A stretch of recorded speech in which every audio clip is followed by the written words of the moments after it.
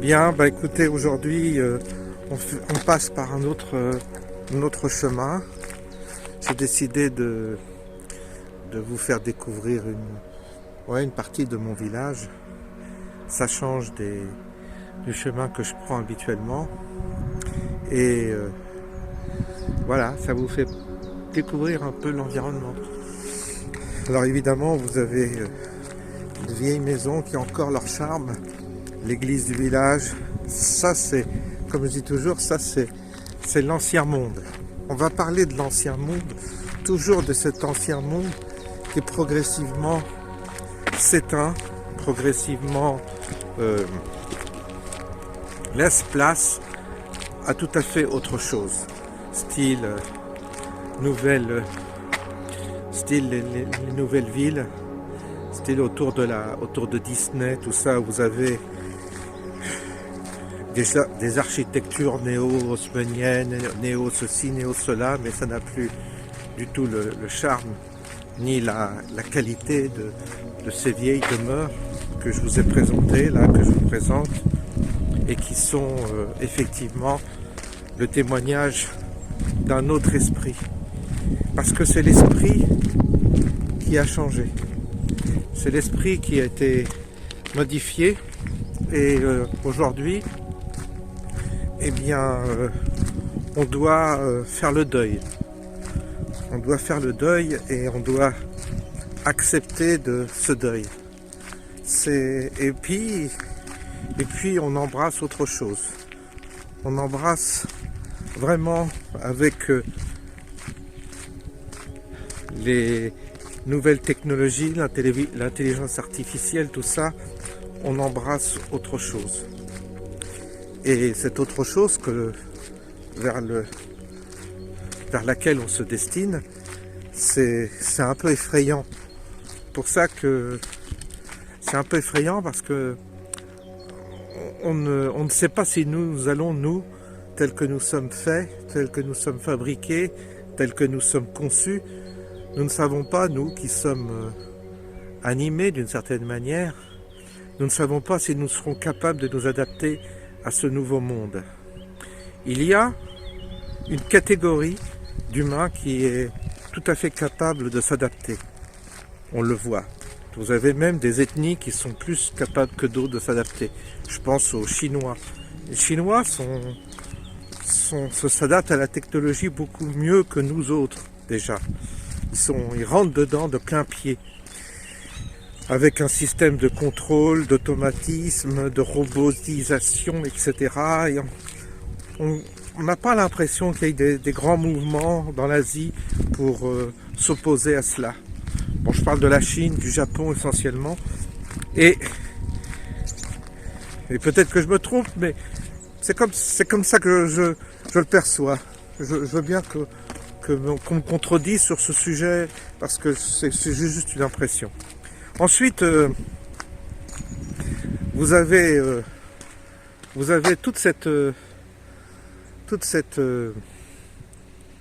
cet Occident qui a été très très spiritualisé par le christianisme, qui lui aussi connaît et va connaître un bouleversement anthropologique, avec quelque chose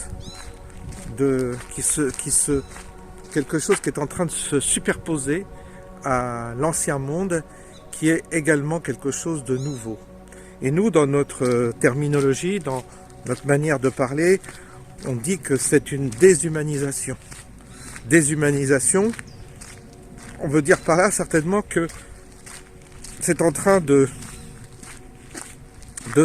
se métamorphoser vers quelque chose d'autre, de plus froid, de plus glacial, de plus, de plus métallique. Voilà, cherchez le mot. Je ne sais pas si vous avez regardé ma vidéo amusante sur la métamorphose de la CGT. Eh bien, vous voyez qu'il n'y a même pas de point de vue idéologique de ma part, parce que on voit ce que veut dire l'ancien monde. L'ancien monde, il est incarné par Olivier Matteux. On n'a même pas, je dirais qu'on n'a même pas besoin d'être, comment dire, sympathisant ou pas de la CGT, même pas, il ne s'agit pas d'être communiste ou pas, il s'agit de voir le type d'homme que c'est, qui représente l'ancien monde, avec ses qualités, ses défauts, mais on voit cette humanité qui transpire à travers lui. Et cette sincérité d'une certaine manière également. Même s'il se trompe avec sincérité. C'est pas le sujet en tous les cas de se tromper ou pas, on n'est pas là pour débattre de ça, mais on est surtout là pour voir la métamorphose du passage entre cette vieille CGT avec ses adhérents, ses ouvriers, ses travailleurs qui sont burinés par le travail, le temps, enfin qui ont des gars qui bossent, ça se voit. Et puis cette relève tout à fait improbable, cette femme, jeune femme, qui pourrait très bien venir d'un quartier de Versailles, style catholique traditionnaliste même, elle a tout à fait le look. Ces jeunes femmes que j'ai connues moi-même dans mon travail, c'est-à-dire des jeunes femmes impersonnelles, avec une logorée interminable de propos qui ne veulent rien dire, c'est-à-dire une intellectualisation de tout dans le mental, pas spécialement belle, mais pas laide non plus, pas maquillée, comme une catho. Elle a le look de la catho, il lui manque juste le petit cercle là sur les cheveux, pour faire et le petit col Claudine, je crois que ça se dit comme ça, pour faire bien catholique, mais sinon elle a tout à fait le look de la catho. En fait, c'est à s'y méprendre, vous voyez, comme quoi les produits nouveaux qui arrivent sur le marché de cette humanité nouvelle, ce serait une humanité comme ça, pas encore androgyne, mais presque, pas clivante, pas vraiment clivante, quelque chose de fade, également qui peut servir à tout, qui peut très bien se retrouver à défendre les pauvres, à défendre les riches, interchangeable dans tous les domaines, dans le domaine religieux, dans le domaine politique, dans le domaine syndicaliste. Voilà un peu l'archétype de la nouvelle humanité. Je trouve que cette Sophie Binet, elle incarne tout. Elle incarne la rupture. Et j'espère que vous avez perçu ce que je voulais dire, parce que c'est vraiment ça dont il s'agit. Et donc, ce qui est incroyable, c'est que vous allez voir que progressivement, on va détruire de cette manière-là tout l'ancien monde, même parfois en se réclamant des valeurs de l'ancien monde. Mais ce sera une forme de travestissement. Qu'est-ce qui s'est passé ? Quelle est la charnière ? Quel est le mécanisme en cause qui a fait ça ? Eh bien, écoutez, je dirais que je pense que c'est la concordance avec avec ce qui se passe peut-être au plan invisible. C'est-à-dire qu'il peut y avoir, sur un autre plan qu'on ignore, des modifications qui sont en train de s'opérer. Alors là, c'est de la pure spéculation. Mais on pourrait imaginer qu'il y a sur un autre plan, ce qu'on appelle le plan invisible, une forme de peut-être de bataille, d'affrontement ou d'opération, dont une certaine opération qui... Bonjour. Une opération qui aurait pour conséquence, qui aurait comme symptôme ce que nous constatons dans notre monde. C'est-à-dire qu'il y aurait sur ce plan déjà des mécanismes en cours, des opérations en cours, de quelle nature je ne sais pas, et donc nous, notre monde dans lequel, notre réalité matérielle dans laquelle nous sommes, nous n'en serions que les symptômes. C'est intéressant comme piste, parce que d'une certaine manière, on voit que ça ne dépend pas forcément de nous, que nous ne sommes que des conséquences, et non pas les causes, contrairement à ce qu'on pourrait croire, et dédouaner d'une certaine manière, et aussi on pourrait se dire, ben voilà,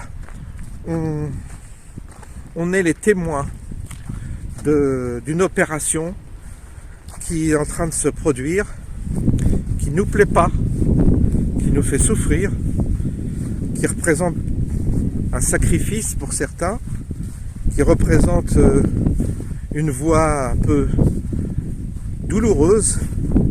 C'est la voie donc que on retrouve dans les évangiles et en pleine période pascale, c'est-à-dire la voie de la souffrance, la voie de la crucifixion, la voie du martyr, c'est-à-dire une forme de séquence. Il y a du vent, ça y est. Parce que là, je suis sorti d'un cadre et il y a du vent. Si vous voulez, d'une forme de séquence, ouais, éprouvante, qui par laquelle on doit mystérieusement passer.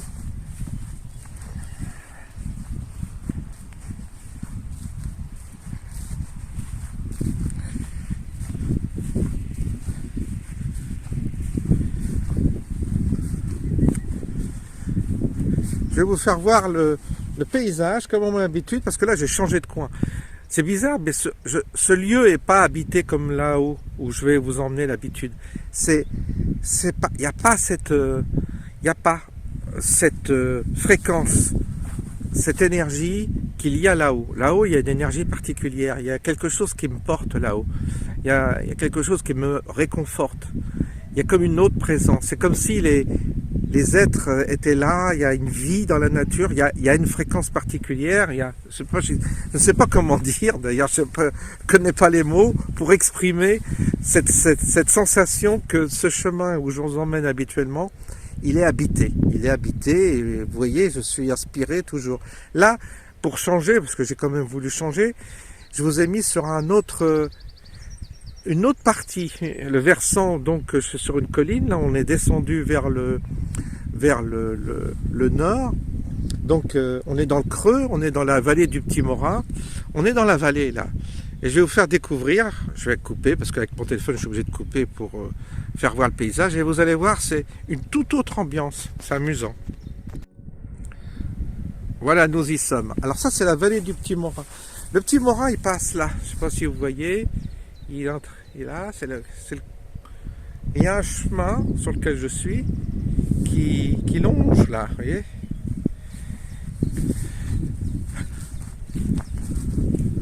Bon, et là-haut, il y a la route. Et je vous emmène, moi, c'est plus là-haut, sur les hauteurs de la colline. Là, on est dans le creux. Et j'ai voulu changer.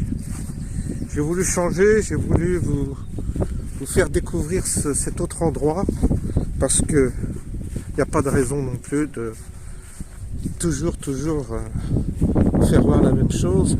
Alors là, j'ai dit, c'est une autre nature, là. Alors, c'est agréable, ce Petit Morin qui passe, là. Vous voyez, il y a les arbres qui longent comme ça. Mais c'est pas un chemin qui m'inspire énormément. Non. C'est pas mon endroit, c'est pas mon lieu, il n'y a rien à faire. Je crois même que je vais faire demi-tour. Parce que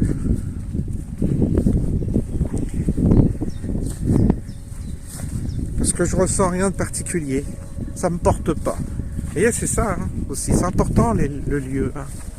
Très important. Hop, voilà. Écoutez, on va faire demi-tour, à tout de suite. Par contre, il y a du beau soleil là aujourd'hui, mais il fait froid,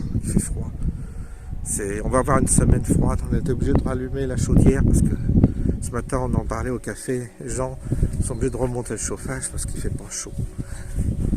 Cette année, ça coûte cher, hein. Ça coûte très très cher le chauffage. Il y a mon père qui a eu sa note de gaz, il en a eu 60% d'augmentation. Ça a été un psychodrame parce qu'il a vu ses factures quasiment doublées. Évidemment, c'est pas facile. Quand on a des petits revenus, c'est pas facile de faire face à tout ça. C'est en train de l'inflation est en train de nous ronger. Hein.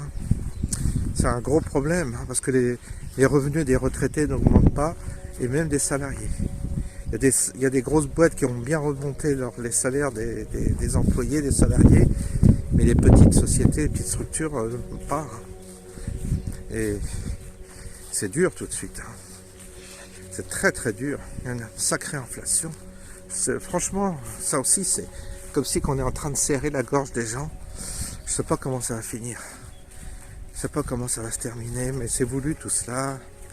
C'est une certaine manière, vous savez, il y a une raréfaction peut-être de beaucoup de choses. Et au lieu d'organiser des pénuries, on augmente les prix. Ce qui fait que les gens consomment moins. C'est une autre manière de gérer la pénurie. C'est peut-être ça l'explication. En fait, on gère la pénurie des ressources naturelles, on va gérer la pénurie de toutes nos ressources, des ressources alimentaires, etc. D'une part en augmentant les prix fortement, comme ça les gens vont moins consommer, vont moins dépenser, vont plus dépenser mais pour moins de choses, vont moins se déplacer.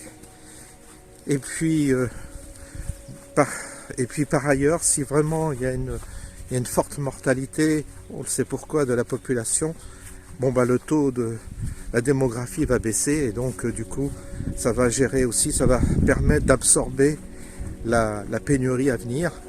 Il semble qu'on soit face à une forme de pénurie quand même. Donc écoutez, ça fait partie des hypothèses. On ne détient pas la vérité, il y a peut-être d'autres explications. Alors là, ça a bien le bois, les dents, je ne sais pas ce qu'ils ont fait, mais c'était un véritable massacre là. Je vais vous faire voir là, cherche. Ah, ça, un cataclysme.